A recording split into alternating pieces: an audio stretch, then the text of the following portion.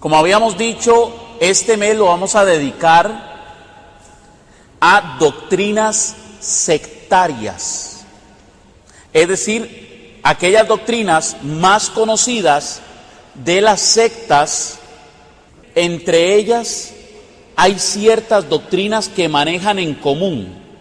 Una muy moderna es la doctrina de la prosperidad. Hoy vamos a ver a esos grupos que creen que por usted dar el diezmo o por ofrendar o por dar algo a la iglesia, entonces usted va a recibir prosperidad material en esta vida. O en algunos casos se habla de una prosperidad de salud, de manera que el que está con Cristo no se enferma, o si se enferma tiene que tener un milagro. También es esta ideología de que usted siempre, por ser cristiano, ya automáticamente por ser cristiano, es bendecido, prosperado y en victoria. Es una frase que también se ha dado mucho en la Iglesia Católica, pero que depende del sentido que usted le esté dando, puede ser que esté errónea. Porque esta frase que nace fuera de la Iglesia Católica, bendecido, prosperado y en victoria, habla de un materialismo terreno. De manera que usted va a ser bendecido en esta tierra, va a ser prosperado materialmente y va a estar en victoria siempre, no se enferma. Diferente al pensamiento católico, que sí, somos bendecidos por ser hijos de Dios. Somos prosperados, pero como dice Pablo, en todas las cosas espirituales, dice Pablo. Y estamos en victoria porque Cristo ya venció la muerte por nosotros. Amén. Bueno, resulta que vamos a confrontar hoy la doctrina de la prosperidad con el Evangelio de Jesucristo. Vamos a ver si la doctrina de la prosperidad realmente es como ellos la profesan, especialmente enfocada desde el diezmo. Porque ciertamente hay uno que siempre prospera de entre los evangélicos, el pastor, que es el que recibe el diezmo. Y con la promesa de que, bueno, vea, si el pastor prosperó, yo también voy a prosperar. Engañan literalmente a sus fieles, les hacen creer que lo que ellos van a sembrar se les va a multiplicar el 100 por 1. ¿Por qué? Porque así lo dice la Biblia. Y hoy vamos a explicar por qué la Biblia dice que de lo que usted siembre va a recoger el 100 por 1, es decir, el 100% del 1% que usted siembra. Entonces, claro, con esta ideología explotan al cristiano y extraen de él todo lo que pueden.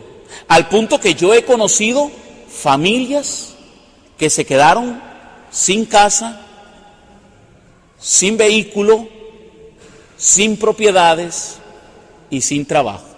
Porque confiando por fe, lo dieron todo porque un supuesto profeta del Señor les dijo que tenían que darlo todo a la iglesia. Bueno, hoy vamos a hablar entonces de qué es el diezmo, si es obligatorio pagar el diezmo, qué dice la Biblia al respecto, qué dice la iglesia sobre este tema, y si es lo mismo el diezmo evangélico que el diezmo católico. Porque también en la iglesia católica, en ocasiones usted escuchará a algún sacerdote que dice que va a recoger el diezmo, o en algunas alcancías vemos que dice diezmo. ¿Significa esto que es que en la iglesia católica también se cree en la doctrina evangélica del diezmo? Bueno, para esto primero vamos a ver si el diezmo es obligatorio. El versículo favorito de los pastores no católicos es el de Malaquías, capítulo 3, versículo 8 al 10. Oiga lo que le dice Dios al pueblo de Israel. ¿Robará el hombre a Dios? Pues vosotros me habéis robado. Y dijisteis, ¿en qué te hemos robado? En vuestros diezmos y ofrendas. Malditos sois con maldición, porque vosotros, la nación toda, me habéis robado.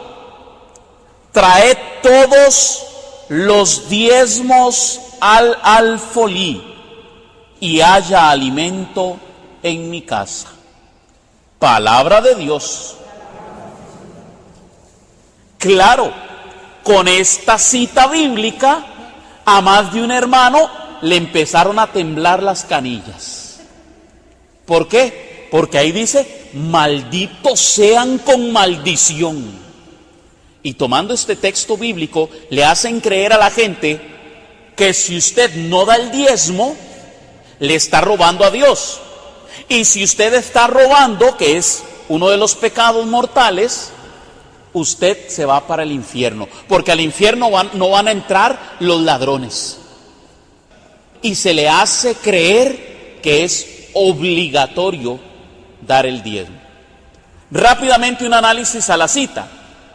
Número 1, debemos de ver a quién se le está hablando. Es el Antiguo Testamento. ¿A qué pueblo, a qué nación le estaba hablando Dios? ¿A los judíos? ¿Al pueblo de Israel? Entonces, estas palabras se les está dando al pueblo de Israel, al Antiguo Testamento de la antigua alianza. Pero también noten lo siguiente. Al final de la cita dice, traed todos los diezmos al alfolí y haya alimento en mi casa. Porque es que Dios dice que haya alimento en la casa de Dios. Es decir, en aquella época se estaba hablando de la casa de Dios como el templo. Los diezmos eran para el templo. Entonces se creía que, o por lo menos así lo creen muchos hermanos, los judíos sacaban la billetera y para dar el diezmo, lo que ellos creen es que tomaban un billetico y lo depositaban en el alfolí. ¡Pep! Error. Una vez más, ¿por qué? Porque resulta que en aquel entonces no habían billeticos. A lo mucho, monedas. Y resulta que en aquella época el diezmo no se daba en dinero, en efectivo. En la época de los judíos, el diezmo se daba en especies. Muchos de nuestros hermanos creen que el diezmo hace referencia al 10% que se entrega en efectivo. No, era un 10%, sí, pero que se entregaba al templo. Y la Biblia dice que el diezmo era el 10% del ingreso, pero no del dinero, sino más bien de los granos, de todo lo que era la cosecha y de los animales. De allí se daba el diezmo. Ahí hay varias citas que pueden encontrar en donde se habla del diezmo. Génesis 4, 3 al 7, Levíticos 27, 30 al 32 y Génesis 47, 13, 18. De manera que el diezmo no se daba en dinero, sino que se daba en especies. Voy a leerles la de Levítico. En Levítico 27, 30 al 32 dice: el diezmo entero de la tierra, tanto de las semillas como de los frutos de los árboles, es del Señor. Es cosa sagrada para Él. Si alguien quiere rescatar parte de su diezmo, añadirá la quinta parte de su valor. Es decir, ojo, porque ya no es diezmo. Si alguien quisiera rescatar un animal y no darlo como diezmo, tendría que agarrar, además del valor del animal, el precio del animal, una quinta parte del precio del animal para poder dar el efectivo. Ay, Dios libre me escucha esto un pastor, porque diría, ve, ya no son diezmos, porque ustedes no me traen animales. Ahora hay que dar el 25%. Pero no. Dice el versículo 32. El diezmo del ganado mayor o menor, de todo lo que pasa bajo el cayado, será consagrado a Yahvé como diezmo. Es decir, que la persona de cada 10 animales tenía que dar uno.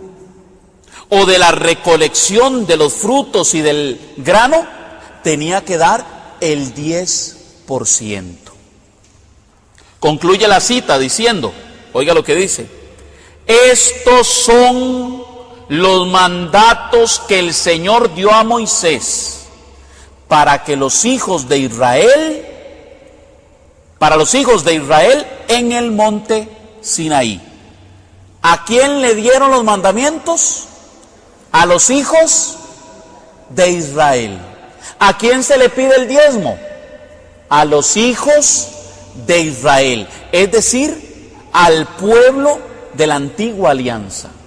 Ese era el diezmo que se pedía, y era un diezmo en especies. ¿Por qué la Biblia dice que Dios multiplicará el 100 por 1? Sencillísimo. Porque usted siembra un granito, ¿verdad? Y se multiplica en cientos. Es la lógica de la agricultura. Y recuerden que los agiógrafos están transmitiendo el mensaje según su experiencia de vida.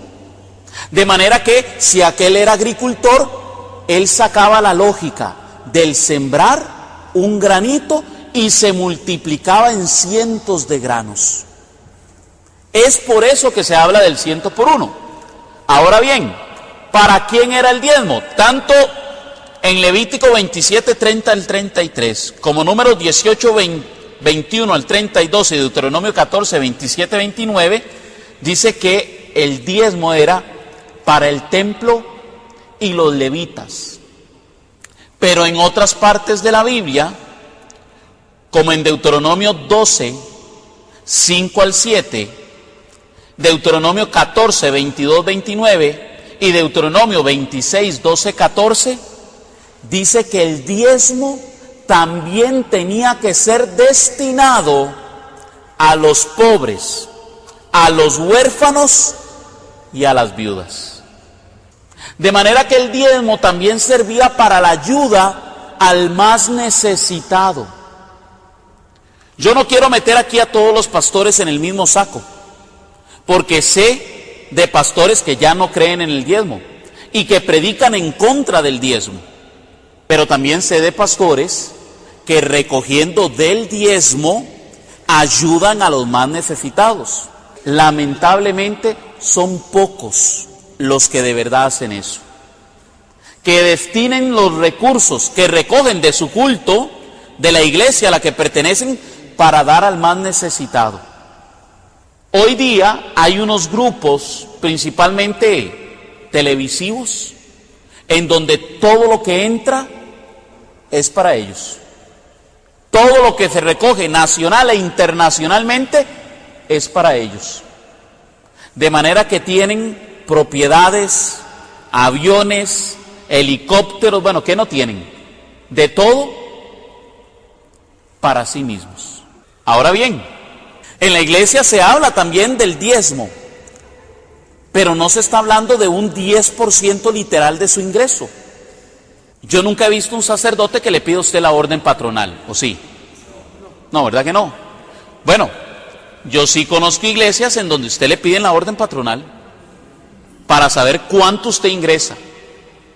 Y entonces después viene, tiene que pagar, usted gana 300,000, tiene que pagar 30,000. Estado de cuenta, tiene que sacar el estado de cuenta para poder ser miembro activo de la iglesia. Por ejemplo, los mormones, si la familia no da el diezmo, se le dejan de dar servicios y atención a la familia, aunque usted no lo crea. Es el caso de un misionero que, estando en otro país, tuvo que llegar a tocar la puerta de una parroquia católica. Y llegó y les dijo: vean, es que me quedé sin dinero, me asaltaron, tenía nada más para los pases, porque eso sí tienen esos misioneros que andan talladitos. Y me asaltaron, me quitaron lo que tenía, necesito llamar a mi iglesia para que me depositen dinero. Él llamó a la iglesia y le dijeron: disculpe, es que su familia no está al día con los diezmos, no podemos darle su dinero. Y tuvo que pedirle al sacerdote y una monjita que estaba ahí dinero para poder irse a su casa. Hay lugares donde es extremo.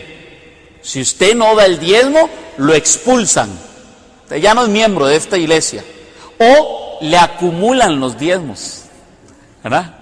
Ahí no hay que me confieso y me perdonan por no haber dado el diezmo, no. A la siguiente ya no son 30,000, son 60,000. Vean, disculpen, hay familias muy necesitadas. Con costos salen para pagar la comida, para pagar agua, luz, lo básico. Y estos señores llegan al punto de que si usted ya no tiene que dar o que donar, ¿qué tipo de sangre es usted para ver si puede donar su sangre? Yo supe lo que fue estar en un lugar en donde vi cómo se dijo que se iba a recoger las cadenas, los aretes, los anillos y los relojes. Y la gente lo echaba. Porque en el momento la predicación, la música es tan bonita que entran en un estado de euforia que hacen cosas que no piensan. Y la gente da. Mucho cuidado. ¿Será que Jesús pidió el diezmo? Ni Jesús ni los apóstoles pidieron el diezmo en el Nuevo Testamento. El diezmo es mencionado solamente 3 veces en los evangelios y dirigiéndose a los judíos. Y normalmente cuando Jesús les hablaba del diezmo era para criticarlos. Un ejemplo de eso lo vemos en Mateo, capítulo 23, versículo 23. Oiga lo que dice Mateo 23, 23. ¡Ay de vosotros, escribas y fariseos hipócritas, que pagáis el diezmo de la menta, del aneto y del comino, y descuidáis lo más importante de la ley, la justicia, la misericordia y la fe? Esto es lo que había que practicar, aunque sin descuidar aquello. Palabra de Dios. Cristo hace una crítica porque ellos decían que diezmaban de todo. Y oiga que menciona que se diezmaba de especies. No dice de dólares, no dice ahí que estaban, dólares no existían, mucho menos colones. No dice en ningún momento que estaban diezmando, no sé, los didragmas, o estaban diezmando los talentos. No. Oiga lo que dice. Dice diezman, porque diezman de menta, aneto y comino, especies. Entonces les critica y les dice: estáis descuidando lo más importante de la ley. ¿Qué era lo más importante del diezmo de la ley? El pobre, el huérfano y la viuda. quiero misericordia, dice el Señor. Misericordia y fe. Y no solamente dar. Claro, Jesús aclara. Esto es lo que debían de hacer, sin haber dejado de hacer lo otro. Es decir, el judío estaba llamado a diezmar, sí, pero también a practicar la misericordia, la justicia y la fe con el más necesitado. Es a lo que apela el Señor. Claro, un pastor va a llegar y le va a decir a usted, ve, pero ahí dice que no hay que descuidar el diezmo. Sí, hay que practicar la misericordia, pero no hay que dejar de pagar el diezmo. Claro, es que el diezmo le toca a él. Imagínese, hablar en contra del diezmo. Hoy día, impensable. Aunque he encontrado pastores que han predicado en contra del diezmo. La lista de los morosos. Oiga usted, esa es solo una experiencia de una persona que estuvo allí, que no pudiendo dar, hasta se le humilló delante de otras personas, para que vieran que no habían pagado. Eso sucede fuera de la Iglesia Católica. Claro, hay que entender que no son todos los grupos. Conozco pastores muy humildes, entregados al Evangelio. No digo que tengan la razón en su doctrina, pero que son buenas personas. Lamentablemente vivimos hoy día en una sociedad materialista. ¿De dónde viene la doctrina del diezmo? United States. Del capitalismo. Y esa ideología la han transmitido a la fe y luego se ha extendido a otros países. Aquí lo que más predomina es el corte pentecostal sectario que cree en la prosperidad, que cree en que usted por dar el diezmo va a ser prosperado, por ser cristiano va a estar siempre bendecido y nunca le va a pasar nada malo. Y si le pasa algo malo, Dios está obligado en hacer un milagro.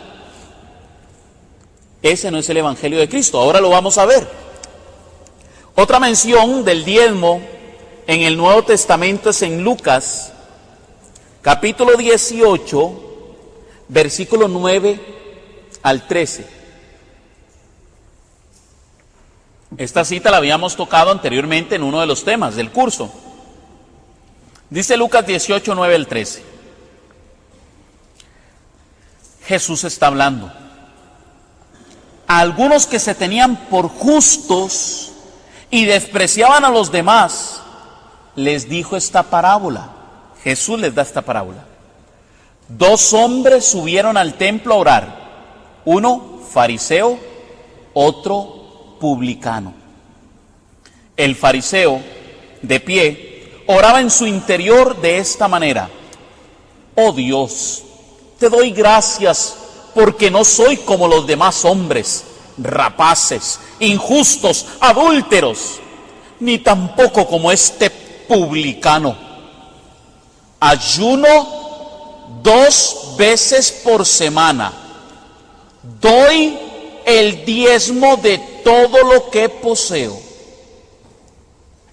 En cambio, el publicano, manteniéndose a distancia, no se atrevía ni a alzar los ojos al cielo, sino que se golpeaba el pecho diciendo: oh Dios, ten compasión de mí, que soy pecador. Y concluye el texto, para ver cuál de los dos realmente estaba en lo correcto. Versículo 14. Os digo que éste bajó a su casa justificado, hablando del publicano, y aquel no. El fariseo no bajó justificado, aunque pagaba el diezmo, ayunaba y no era un gran pecador. Porque él dice: no soy adúltero, no soy ladrón, no soy embustero. Yo conozco un grupo que es así. Hay gente que anda diciendo por allí: nosotros sí pagamos el diezmo como lo dice la Biblia, pero ustedes, católicos publicanos, pecadores, ustedes no. Hay grupos que vuelven a ver al católico como un cristiano de segunda categoría, si es que lo ven como cristiano. Y entonces ellos sí son los verdaderos hijos de Dios. Yo sí soy de verdad un cristiano porque cumplo con el diezmo. Mucho cuidado. Según la palabra de Dios, eso usted no lo justifica. Y vean que Cristo hace una crítica también al diezmo. Esta es una de las 3 veces que Cristo menciona el diezmo, y siempre es para criticar a la persona que lo practica. Vamos a comparar el diezmo con la doctrina de Cristo, con la doctrina de la cruz. Este texto no habla del diezmo, pero habla de una situación que le sucede a Pedro en Cafarnaúm cuando le preguntan sobre el impuesto por el templo. Resulta que el templo, además del diezmo, tenía un impuesto. El impuesto equivalía a un didracma, ¿verdad? Era un tipo de moneda de muy alta denominación que se daba anualmente al templo. Vamos a ver qué nos dice el texto. Mateo capítulo 17, versículo 24 al 27. Al volver a Cafarnaúm, se acercaron a Pedro los que cobran el impuesto para el templo. Le preguntaron: ¿el maestro de ustedes no paga el impuesto? Pedro respondió: claro que sí, y se fue a casa. Cuando entraba, se anticipó Jesús y le dijo: dame tu parecer, Simón. ¿Quiénes son los que pagan impuestos o tributos a los reyes de la tierra? ¿Sus hijos o los que no son de la familia? Pedro contestó: los que no son de la familia. Y Jesús le dijo: entonces los hijos no pagan. Sin embargo, para no escandalizar a esta gente, vete a la playa, echa un anzuelo, al primer pez que pesques, ábrele la boca y hallarás en ella una moneda de plata. Tómala y paga por mí y por ti. Palabra de Dios. Jesús era judío, Pedro era judío, ellos estaban obligados a pagar el impuesto del templo. Por eso Cristo al final paga el impuesto. Pero antes de eso se le anticipa a Pedro y le pregunta: ¿quiénes son los que tienen que pagar el impuesto? ¿Los de la familia o los que no son de la familia? Y Pedro contesta: los que no son de la familia. Por lo tanto, los hijos no pagan. Pregunta: ¿quién de ustedes es hijo de Dios? Amén. Los hijos no pagan. Si nosotros somos hijos del rey, los hijos no pagan.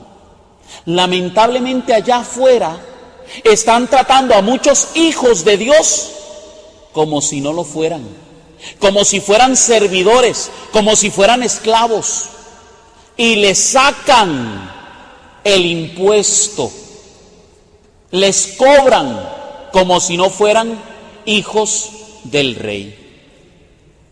Ahora bien, ¿significa por eso que los católicos tenemos que ser como son los católicos? ¿Cómo somos los católicos? Bien codos. tacaños, agarrados. ¿Será que así es como debería de ser? Bueno, primero vamos a ver algunas citas que nos hablan de cuánto se debe de cobrar, cuánto debería la iglesia de cobrarle a usted como cristiano. Vamos a ver qué dice. En Mateo 10, capítulo 7, versículos 7 y 8, Mateo 10, versículos 7 y 8, dice lo siguiente: vayan y proclamen que el reino de los cielos está cerca. Curen enfermos, resuciten muertos, limpien leprosos, expulsen demonios. Y continúa el texto. Gratis lo recibisteis, denlo gratis. ¿Cuánto le cobran a usted por ir a confesarse? Nada.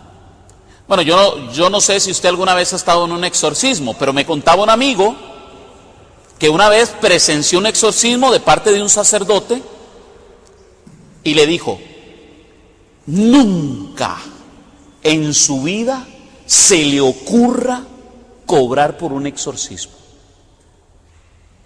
Expulsen demonios. Lo que gratis habéis recibido, denlo gratis. Anuncien la buena nueva. ¿Cuánto les cobran a ustedes por ir a misa? ¿Por el bautismo? No, ¿seguros? Nada. Una contribución. Ahora vamos a ver esa parte. Pero ¿cuánto les cobran? Vea, si los sacramentos estuvieran fuera de la Iglesia Católica, bautismo, 100,000 colones. Confesión de pecados, 1,000,000 de colones. La misa no tiene precio. No, nosotros en la iglesia, 500 pesos para pagar una misa.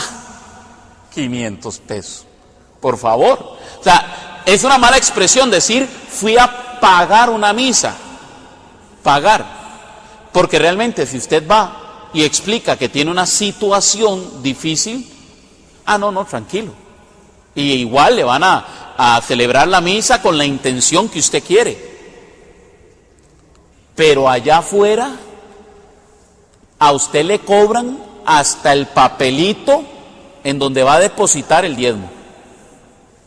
Ahora bien, hay que ver las necesidades de la iglesia. La iglesia tiene necesidades. El templo gasta luz, gasta agua. Hay que limpiar el templo. El templo tiene muchas necesidades. Esto que ustedes ven aquí ha sido construido con la contribución de todos los cristianos. Bueno, nos dice Lucas, capítulo 11, versículo 41, dad más bien en limosna lo que tenéis, y así todas las cosas serán puras para vosotros. Esa es una cita que menciona las limosnas. Otra cita, 1 Corintios 16:2. Cada domingo, cada uno de ustedes ponga aparte lo que pueda y no esperen a que yo llegue para recoger las ofrendas. Es decir, la comunidad desde la época de Cristo recogía ofrendas. ¿Saben usted quién era el que llevaba la bolsa común de Cristo y los apóstoles? Judas. Y dice la palabra de Dios, y era ladrón. Y todavía algunos se extrañan cuando agarran a algún tipo que metió la mano donde no tenía que hacerlo dentro de la iglesia. Si a Cristo le pasó, bueno, no significa por eso que es que hay que alcahuetearle a todo mundo, ¿verdad? El que roben. No, para eso la iglesia también tiene, por ejemplo, cada iglesia hay una junta, un consejo económico que está estipulado por ley de la iglesia, Toda parroquia tiene que tener un consejo económico, de manera que no es que el párroco agarra todas las ofrendas y se las echa a la bolsa, ¿no? ¿Qué es lo que sucede allí? Normalmente se hace un conteo, ¿verdad? Se lleva una contabilidad, gastos, ¿verdad? Necesidades de la parroquia, y de ahí también pues en ocasiones se utiliza para el estipendio del sacerdote, que bien se lo merece. ¿Por qué? Porque la misma palabra de Dios nos dice en 1 Corintios capítulo 9, versículo 13 al 14, dice lo siguiente: ¿no sabéis que los que trabajan en las cosas sagradas comen del templo? Y que los que sirven al altar, del altar participan. Así también ordenó el Señor a los que anuncian el Evangelio, que vivan del Evangelio. Eso lo toma Pablo de Mateo capítulo 10, versículo 10. En la misma cita que Jesús dice: lo que gratis habéis recibido, denlo gratis. Unos versículos después, Cristo le dice a los apóstoles que el trabajador tiene derecho a su salario. De manera que no es que la iglesia vive del aire. No, por supuesto, tenemos que ser solidarios con la iglesia. Que cuando pasa a hacer la colecta en la misa, hay que evitar que aquello suene puro chinchín. ¿Sí saben qué es chinchín, verdad? Chin, chin, chin, chin, chin, chin, puro chinchín suena. El que no puede, pues solo chinchín. Pero los que podamos, tenemos que ser solidarios y generosos con la iglesia y contribuir en las necesidades de la iglesia. Vea lo que dice el numeral 2043 sobre el quinto mandamiento de la iglesia. Recuerden que la iglesia tiene mandamientos. El quinto mandamiento es ayudar a las necesidades de la iglesia. Enuncia que los fieles están además obligados a ayudar cada uno según su posibilidad a las necesidades materiales de la iglesia. Es decir, nosotros como cristianos, y por eso yo siempre les he dicho, así lo enseña la iglesia: el que mucho tiene, que mucho dé. El que poco tiene, que poco dé. Y el que no tiene, pues que no dé. Hay personas que definitivamente viven una situación que no les permite dar. Yo sé lo que es que el diezmo lo cobren allá afuera hasta los grupos de jóvenes y niños. ¿Cómo le van a cobrar el diezmo a un niño? Pero entonces llegan y le pasan la factura al papá. Un joven que estudia, sí, de ahí es que hay que pagar, de ahí, y le pasan la factura al papá. Claro, son los grupos más extremos, los que más le andan sacando plata a la gente. Vamos a ver qué decía Jesús sobre esta ideología de prosperar en esta tierra. Porque, por ejemplo, si usted anda un Hummer siendo evangélico, está bien. No importa que usted ande un Hummer. ¿Por qué? Porque es que Dios lo está prosperando. Dios lo prosperó, entonces está bueno que ande un Hummer. Hay un pastor, le voy a decir el nombre, yo no tengo miedo, porque es público. Se llama Cash Luna. Cash, ¿verdad? Cash de efectivo. Y le hace honor a su nombre. Tiene jet propio. Tiene un jet. Ni el Papa tiene jet. Ni el Papa. Paga un pasaje de avión el Papa y lo llevan a cualquier lado. Ni el Papa tiene jet. Tiene una colección de Rolls Royce. Porque él es bendecido, prosperado y en victoria. Y se pegan una comida de los pastores que no prosperan. Esto nos lo ha dicho el Señor. Donde esté tu tesoro, está tu corazón. Eso está en el Evangelio según San Mateo, capítulo 6, versículos 19 y 20. ¿En dónde es que debemos de atesorar? ¿En dónde es que debemos de recoger? Bueno, dice Mateo 6, 19 al 20. No junten tesoros y reservas aquí en la tierra, donde la polilla y el óxido hacen estragos, y donde los ladrones rompen el muro y roban. Junten tesoros y reservas en el cielo, donde no hay polilla ni óxido para hacer estragos, y donde no hay ladrones para romper el muro y robar. Pues donde está tu tesoro, allí estará también tu corazón. Palabra de Dios. Esa es la doctrina de la prosperidad católica.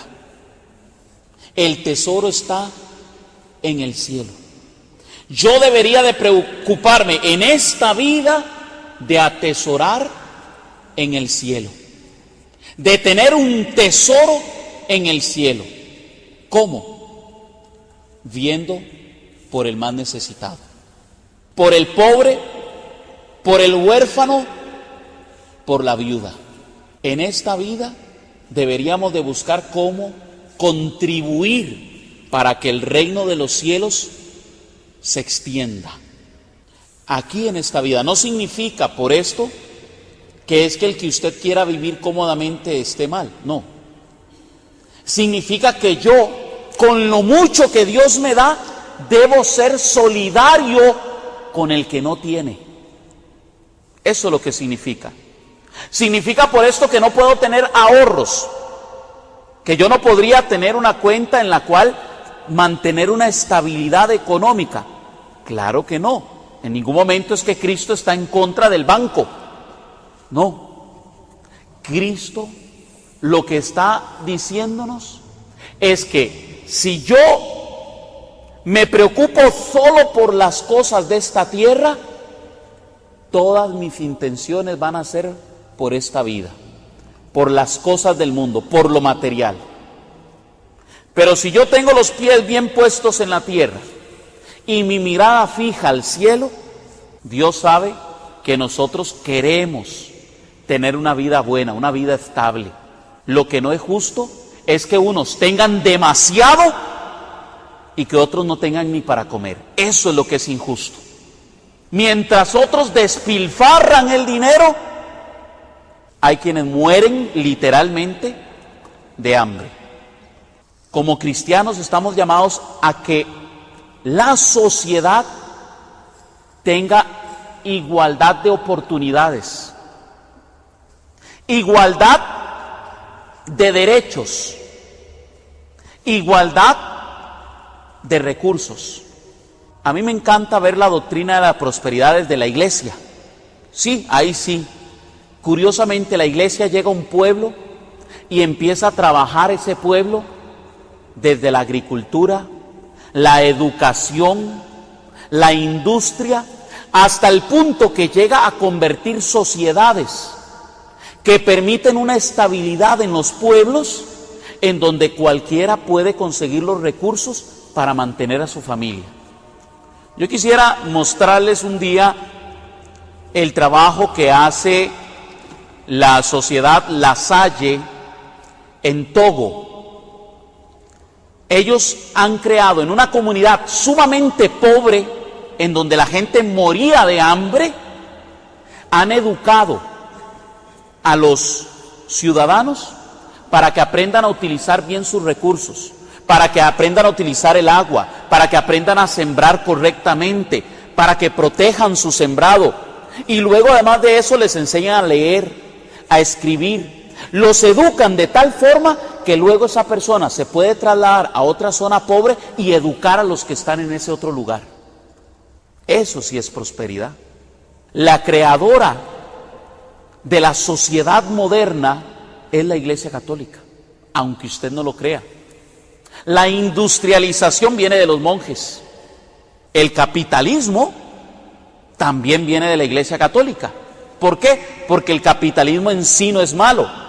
Ensimismado sí es malo. Es decir, el capitalismo materialista, que solo busca lo material. La Iglesia siempre pensó en el capitalismo como que la sociedad tenga los recursos para distribuirlo entre los más necesitados. Sería un capitalismo socialista, no sé cómo llamarle, en donde de verdad se busca una prosperidad de todos los ciudadanos, no solo de algunos, no solo de unos cuantos. Recuerdo yo cuando estaba en aquel grupo que una vez les mencioné, un grupo ecuménico, que llegaban y le decían a uno, dando testimonio, cuando yo entré en este grupo de hombres, yo empecé a prosperar, yo empecé a andar en victoria. Y yo me pensaba por dentro, si antes era borracho, mujeriego, andaba con prostitutas, invitaba a los amigos, ¿qué prosperidad iba a tener? Si usted abandona todo eso y se viene a servirle al Señor como tiene que ser, claro que va a prosperar. ¿Cómo no? ¿Dejó de tomar guaro? ¿Dejó de andar con prostitutas? ¿Dejó de andar derrochando el dinero? Claro que hay una prosperidad, pero es una prosperidad lógica. Si usted es un buen administrador de los recursos, claro que siempre va a tener. ¿Ah? Como decía mi papá, el que guarda siempre tiene. Recuerdo un conocido que él me decía, antes yo pasaba oliendo cocaína, tomando whisky y andaba todo andrajoso.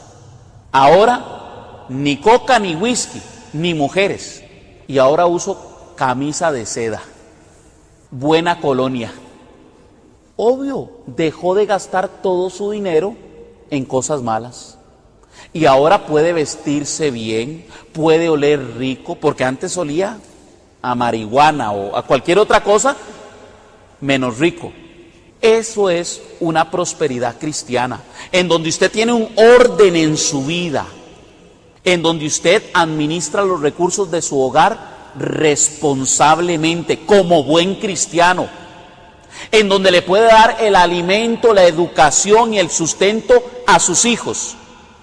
Y además es tan ordenado que puede ser solidario con los que más lo necesitan. Amén. Lucas capítulo 9, versículo 23. El Señor y la doctrina de la cruz. Jesús nos enseñó no la doctrina de la prosperidad, nos enseñó la doctrina del sufrimiento. Dice Lucas capítulo 9, versículo 23, quien quiera seguirme, niéguese a sí mismo, tome su cruz cada día y sígame. Palabra de Dios. ¿Qué es negarme a mí mismo? Justamente eso que estábamos hablando ahorita. Aquel que andaba en una mala vida podría seguir esa vida. No tendría que negarse a sí mismo, sino que haría lo que quiere, haría lo que le da la gana.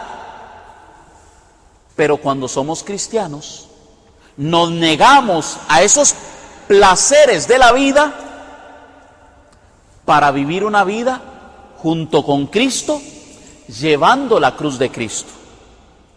Primera de Corintios 1:18, hablando de la cruz. Y es que, como lo decíamos en el tema de las imágenes, para los hermanos no católicos, la cruz es un signo de maldición, es un signo de muerte, de perdición. El cristiano no debería de tener una cruz, y mucho menos a Cristo crucificado. Algunos le aceptan a usted la cruz, pero sin el Cristo. Algunos.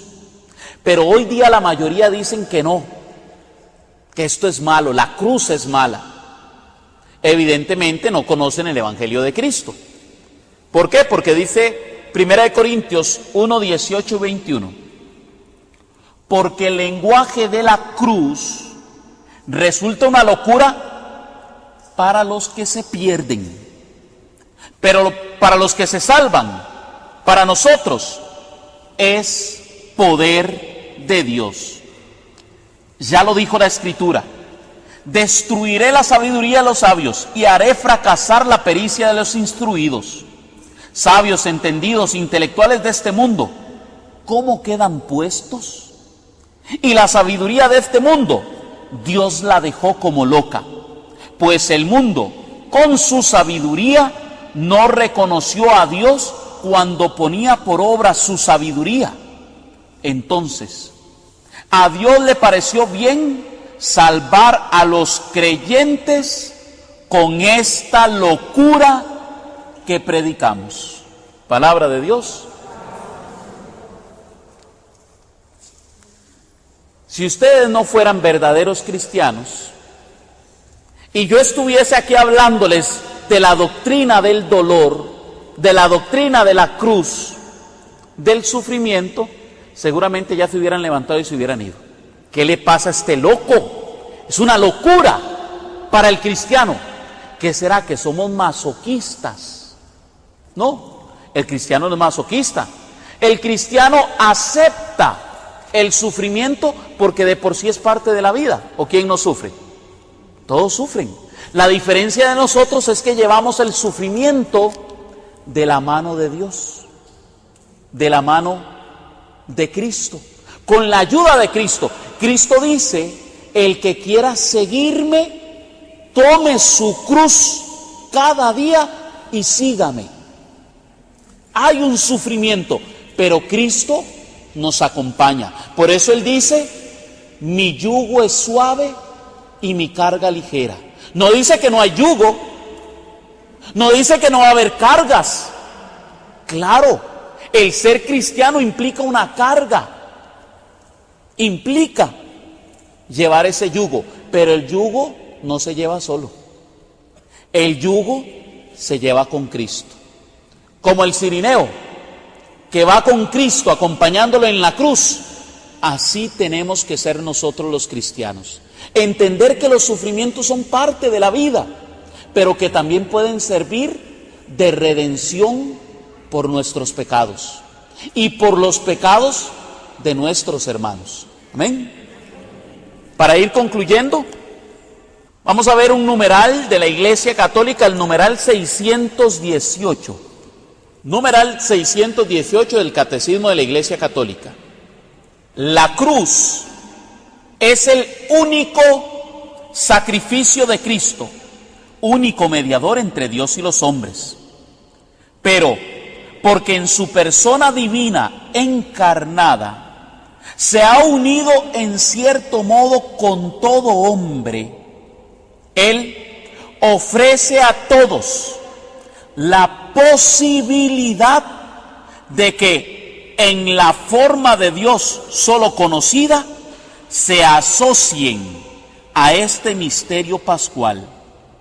Él llama a sus discípulos a tomar su cruz y a seguirle, porque Él sufrió por nosotros dejándonos ejemplo para que sigamos sus huellas. Primera de Pedro 2:21. Él quiere en efecto asociar a su sacrificio redentor a aquellos mismos que son sus primeros beneficiarios. Eso lo realiza en forma excelsa en su madre, asociada más íntimamente que nadie al misterio de su sufrimiento redentor. Fuera de la cruz no hay otra escalera por donde subir al cielo, dijo Santa Rosa de Lima. La Iglesia toma, eso es una recopilación de muchas partes del Evangelio: Mateo 16:24, Primera de Pedro 2:21, Marcos 10:39, Juan 21:18-19, Colosenses 1:24, Lucas 2:35. Quiero leerles una de ellas, que es Colosenses 1:24. En la carta a los Colosenses, Pablo dice algo que en la doctrina de la prosperidad no se entiende, pero en la doctrina de la Iglesia Católica sí. Oiga lo que dice Pablo: ahora me alegro cuando tengo que sufrir. Oiga lo que dice Pablo: ahora me alegro cuando tengo que sufrir por ustedes, pues así completo en mi carne lo que falta a los sufrimientos de Cristo para bien de su cuerpo, que es la iglesia. Palabra de Dios. De manera que nuestros sufrimientos ayudan a la iglesia de Cristo, a edificar la iglesia del Señor, aunque usted no lo crea. En la doctrina de la prosperidad, esto es como tabú. Sufrir yo por otros hermanos, tener yo que apretarme un poco el cinturón para ayudar a alguien, siendo solidario, impensable. Pero para la fe católica es lo más común. Dice el texto: Cristo sufrió por nosotros, dejándonos ejemplo para que sigamos sus huellas. Eso lo toma la iglesia de 1 Pedro 2:21. Cristo sufrió para dejarnos ejemplo a nosotros. Cristo se entregó para que nosotros nos entreguemos al Evangelio, a la buena nueva, al más necesitado. Cristo ayudó a la gente, sanándolos, predicándoles. Nosotros como cristianos estamos llamados también a seguir a Cristo en su sufrimiento como ejemplo de nosotros. Y finaliza diciendo: eso lo realiza en forma excelsa en su madre. ¿En qué momento sufrió María? En la muerte de la cruz. No recuerdo si este texto ya yo lo había tocado en los temas marianos, pero esa cita que ustedes ven ahí, Lucas 2:35, es maravillosa y tiene un grado de profundidad que yo hoy no puedo explicarles aquí, pero que yo los invito a ustedes a que la mediten. Lucas 2:35. Vamos a leerlo desde el 33. Hablando de Jesús, María y José, dice Lucas 2:33. Su padre y su madre estaban maravillados por todo lo que se decía del niño. Simeón los bendijo y dijo a María. Noten algo, porque está José y está María. Para un judío es una falta de respeto que usted se dirija a su mujer antes que al varón. Pero lo que le va a decir Simeón a María es una profecía. Tiene que decírsela a ella. Dice el anciano Simeón a María, su madre: mira, este niño traerá a la gente de Israel caída y resurrección. Será una señal impugne en cuanto se manifieste. Mientras a ti misma una espada de dolor atravesará tu alma. Por este medio, sin embargo, saldrán a la luz las intenciones de muchos corazones. Palabra de Dios. María es atravesada con una espada de dolor. Y por ese dolor de María, se pondrán al descubierto las intenciones de muchos hombres, de muchas mujeres, de muchos corazones. María se asocia en el sufrimiento de Cristo como ejemplo para los cristianos que tenemos que asociarnos al sufrimiento de la cruz de Cristo. Quien quiera seguirme, que tome su cruz cada día y que me siga. Pongámonos de pie. Cerrando nuestros ojos y pidiendo la misericordia de Dios, hoy queremos implorarle al Señor para que nos ayude a comprender estos sagrados misterios, a comprender el misterio de la cruz, a comprender el misterio que nos envuelve también a nosotros, para unirnos al sufrimiento de Cristo. Hoy, Señor, hemos venido aquí a comprender que tu iglesia tiene necesidades, pero tu iglesia que está allá afuera, esa iglesia de pobres, de huérfanos y de viudas, esos que también son nuestros hermanos, esos que necesitan de nuestra caridad. Ayúdanos, Señor, a ser y seguir el ejemplo de nuestra iglesia, que ha ayudado al más necesitado, que ha creado sociedades para mejorar la vida de nuestros hermanos. Hoy, Señor, ayúdanos a ser más solidarios para con esos que tanto lo necesitan. También, Señor, queremos pedirte por aquellos hermanos que, siendo de otras iglesias, no saben, Señor, que muchas veces están siendo utilizados, que están siendo explotados, Señor. Te pedimos por ellos, Señor, para que tú toques sus corazones y les des a conocer tu verdadero evangelio, el evangelio del amor, el evangelio de la justicia, de la misericordia, de la fe, de la paz. Tócalos, Señor, para que conozcan la plenitud de la fe que tú le has entregado a tu iglesia. Toca, Señor, también los corazones de esos pastores que muchas veces ni siquiera saben que lo que están predicando está en contra de tu evangelio, Señor. Muchas veces ellos mismos han sido educados en esta doctrina y no conocen la verdad de tu palabra, Señor. Ayúdalos, Señor, a conocer más de ti.